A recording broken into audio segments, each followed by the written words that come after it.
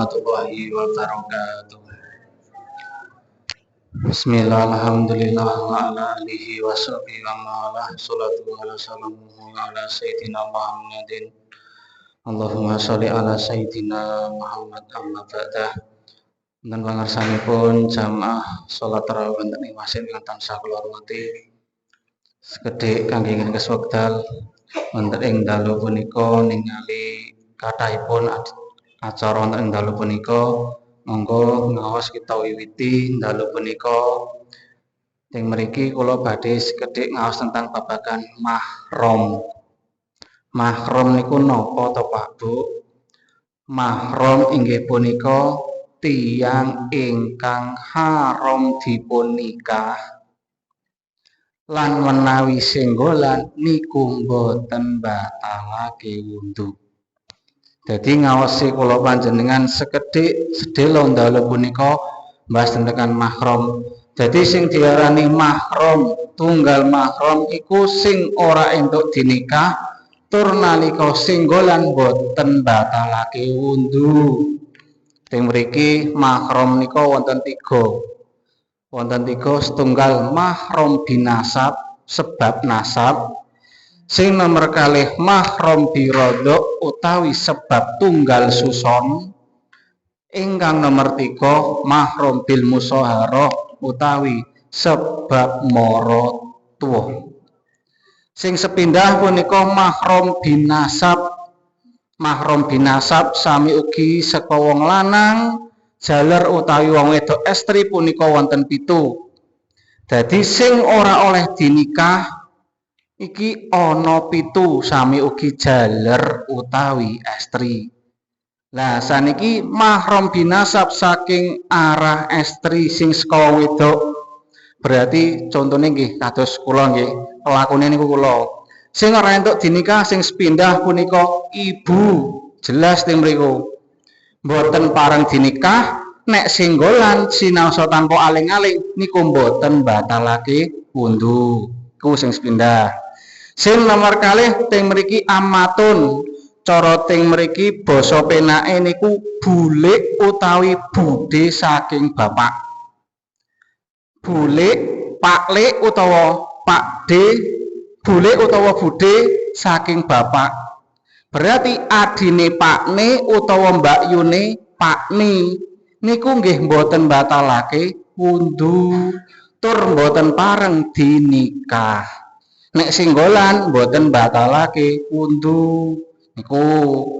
Nek teng nggon bahasa Arab niku sami. Bulik utawa budhe niku jenengan nggih amun sami mawon amatun. Lah terus sing nomor 3 punika khollatun. Bulik utawi budhe saking ibu sing mau adine wedok pakne utawa mbakyune pakne. Lah saniki adine wedok mbokne utawi mbakyune sami mawon. Dadi saka arah lanang nggih sing wedok, saka arah wedok nggih sing wedok sami mawon. Mboten batalake wudhu. Nah, terus sing nomor sekawan punika uhtun. Uhtun ki maknane sedulur wedok, sedulurku. Cara niku sing lanang niku berarti mbakyu utawi adi. Sing wedok niku nggih mboten pareng dipun nikah, mboten batalake wudhu menawi senggolan. Nah, ngoten. Terus sing nomor gangsal bintun, anak wadon. Berarti anak wedok cara kasarane ngoten mboten pareng dipun nikah, mboten batalake wudhu. Nah, terus sing nomor 6 bintu ahi, anak wadone sedulur lanang. Contone kula gadah adi. Lah adine kula duwe anak wedok. Nah, ngoten niku lho. Niku mboten pareng dipun nikah tur mboten batalake wudhu. Sedulur wadone sedulur wadon, anak wadone sedulur lanang. Aku duwe adi, duwe anak wadon. Lah niku mboten pareng dipun nikah.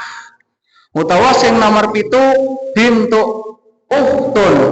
anak wadone sedulur wadon. Kula gadah mbakyu utawi gadah adi wadon kok duwe anak wedok niku nggih mboten pareng dipun nikah. Mboten batalake wundu menawi senggolan. Niku saking arah estri. Nah saiki sing arah jaler punika nggih sami ugi wonten 7. Setunggal bapak. Delalah ki anake wedok kok arep rabi karo Pak nih, mboten pareng niku tunggal mahram sak keturunan. Sing nomor kalih amun Pak Lek utawi Pak D saking bapak. Nah, Pak Lek utawi Pak D saking bapak nggih mboten pareng, mboten batalake wudu menawi jenengan niku senggolan.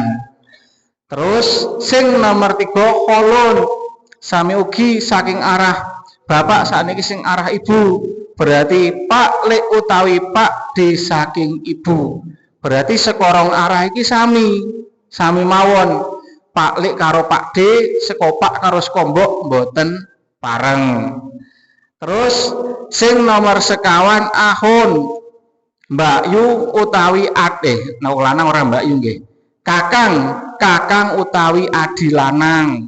Dan kakang utawi adi lanang, adine jenengan utawi kalne jenengan kok menawi singgolan nggih mboten batalake wundu. Niku mboten pareng dipun nikah.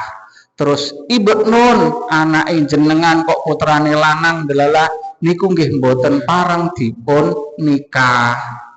Terus Ibu Nuahin anak lanangi sedulur lanang. Jenengan gadah kakang utawi gadah adi lanang kok duweni anak lanang niku nggih mboten pareng dipun nikah. Tetep teng mriku setunggal mahram. Nah, ngoten. Terus bin Ibnu Uhtun anak lanange sedulur wadon delalah jenengan gadah mbakyu kok duwe anak lanang niku tetep mboten batalake wudu. Nah, cara dibasake penak sing tunggal mahram niku paling adoh niku dugi ponakan. Ponakan basane mriki napa nggih? Perunan ndak? Mboten sana. Lah, alo paling pol niku ponakan niku. Paling pol. Cara pun sepupu, pun anak nom anak tuwa niku pun mboten mahram. Teng mriku pun nek singgolan pun batal wundune pun kena dinikah carane niku. Nggih. Angsal dipun nikah niku sepupu niku anak nom anak tuwa niku pun mboten tunggal mahram. Lah niku dadi nggih damel pepiling kula panjenengan nek kok ndelalah jenengan ajeng kisah nang masjid apa teng pundi pun wudu ndelalah kok ketemu salah setunggale mahram niku nggak deling-eling oh mau ketemu iki oh iki berarti dulurku oh iki tunggale batal apa mboten wundune kan ngoten niku ketemu bulikne apa Pak Lekne apa Pak D niku mboten batalake wundu niku mboten kenging dipun nikah. Lah niku pokoknya nggih paling adoh paling tebih tunggal mahram niku ponaan. Ponaan niku pun paling tebih. Cara sepupu niku pun batalake wundu. Terus si nomor kalih teng mriki mahram birodok. Nek kadose nggih teng mriki pun mboten kelampah nggih. Mahram sing teng mriku tunggal persuson. Dadi anak cilik kok dikempengi kalih tiyang lintu kadose teng mriki mboten patek kelampah. Niki nggih enten mahram birondok tunggal person jaman riyen kathah niku dadi tunggal dadi mahram mergo nyusuni anake wong. Lah dadi mahram niki nggih sami kados wau, kados pitu, kados nginggil. Dadi kok ndelalah jenengan gadah putra tasih alit kok ndelalah nyusoni. Lah terus ndelah kok tanggane sampean derek kok nyusoni niku status nggih sami kados putrane jenengan. Niku jenengane mahram bil musaharah. Sing niku nggih anggadhahi syarat mboten kenging langkung saking 2 taun. Ning kadose nggih kok 2 taun punjul kok nyusun pun mboten pantes nggih. Lah terus nggih susunane niku paling mboten gangsal sedotan. Lah niku mahram bil musaharah. Lah sing nomor 3 niki mahram bil musaharah. Mahram sebab mara tuwa. Nah niki sing pertama zaujatul abi, ibu tiri, ibu sambung niku saged dados mahram. Ibu sambung utawi sing mriki zaujatul abi saged dados mahram, boten kenging dipun nikah. Sing nomor kalih zaujatul ibni, cara basa penake mantu. Mantu niku secara boten langsung dados mahram jenengan. Selaku jenengan pun tiang sepah, biasanya pun gadah mantu. Lah niku. Terus sing nomor 3 ummu zaujah, cara basa penake mbok mara tuwa. Mbok mara tuwa nggih termasuk mriku dados mahram. Sami ugi niku jenengan statuse mahram kalih mantu, sing anake jenengan kalih mara tuwane mara sepah nggih dados mahram, dados mboten batalake wuntu nalika singgolan. Sing terakhir mahram bil musyaharah, sebab mara tuwa niku bintul madkhalah. Niki sing mriki penjelasane anak tiri, anak gawan sing ibune wis didukul utawi wis dijimak. Niku anak gawan padha gawan do gawan sing mriku mbokne wis dijimak kuwi secara tidak langsung wis mahram. Mboten kenging dipun nikah malih.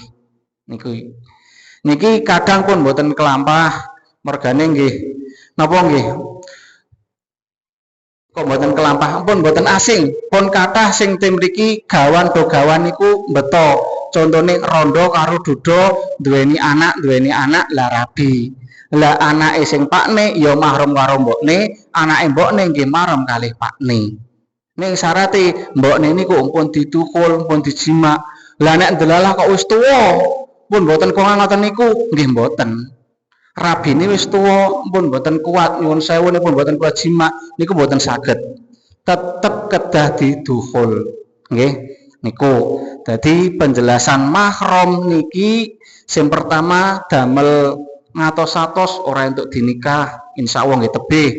Sing nomor kalih menawi singgolan niku mboten batalake wudu. Nggih, niki mangke diangen-angen piyambak jenengan gadah sedulur niki nek pas kemutan, oh berarti aku iki nek singgolan karo iki mboten batalake wudu. Nek singgolan kali niki batalake. Oh iki aku anak nom anak tua berarti batal. Oh aku nek mbek iki ngundangi lek berarti nggih perunan, berarti utawi ponaan nggih mboten batal. Nah niku kirane ngaosi cekap semanten niki nggih pun sanjange kali Pak Dayat wau sedelo-sedelo seperti diisi ben oleh kabeh ngaosi nggih angsal, tahilane nggih angsal. Dados kirane dalu punika kula cekapake saking kula kathah kelebatan, mugi-mugi kathah manfaatipun damel kita sedaya. Sing kula wassalamualaikum warahmatullahi wabarakatuh.